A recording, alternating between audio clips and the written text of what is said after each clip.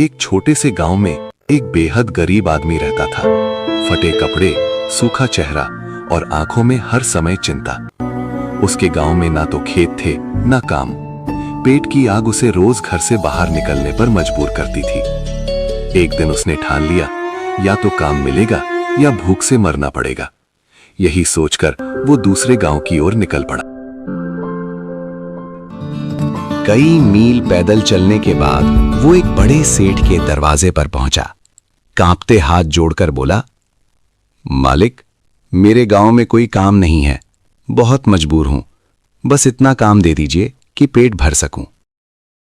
सेठ ने उसे ऊपर से नीचे तक देखा और अपनी गौशाला की ओर इशारा करते हुए कहा, मेरी गौशाला में 100 गायें और 50 भैंसें हैं।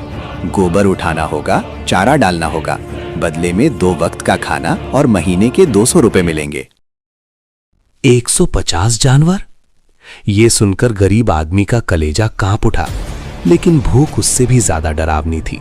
उसने सिर झुकाकर कहा, मालिक, मुझे मंजूर है। उस समय उसने एक और विनती की, मालिक, मेरा यहां कोई ठिकाना नहीं है, क्या मैं गौशाला में ही सो सकता हूं?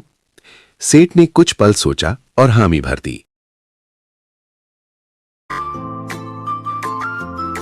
दिन रात वो आदमी टूट कर मेहनत करता, ठंड में कांपते हाथों से गोबर उठाता, गर्मी में पसीने से तरबतर चारा डालता।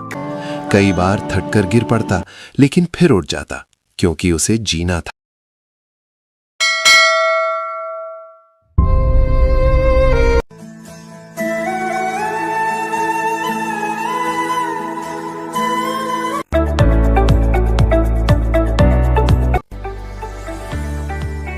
सालों की मेहनत से उसने थोड़ा थोड़ा पैसा जोड़ा और आखिरकार अपने लिए एक छोटी सी झोपड़ी बना ली। अब उसे डर लगने लगा, इतनी मेहनत की कमाई कहीं चोरी ना हो जाए, क्योंकि गांव में बहुत चोरियां होती थी।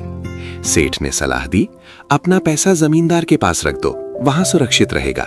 सुना है जमींदार ये काम बहुत ईमानदारी से करता है। भोला मजदूर अब जमींदार की हवेली पहुंचा। जमींदार ने उसे यकीन दिलाया कि वो बहुत संभाल कर उसके पैसे रखेगा और वो जब मांगेगा उसे वापस भी करेगा। भोला जमींदार की मीठी बातों में आ गया और अपनी जिंदगी भर की कमाई उसके हाथों में सौंप दी। 2 साल बाद जब वो अपने पैसे मांगने पहुंचा तो वही जमींदार भेड़िया बन गया। लालच उसकी आंखों से झलक रही थी। जमींदार अनजान बन गया और बोला, कौन से पैसे? मैंने तुम्हारे कोई पैसे नहीं रखे।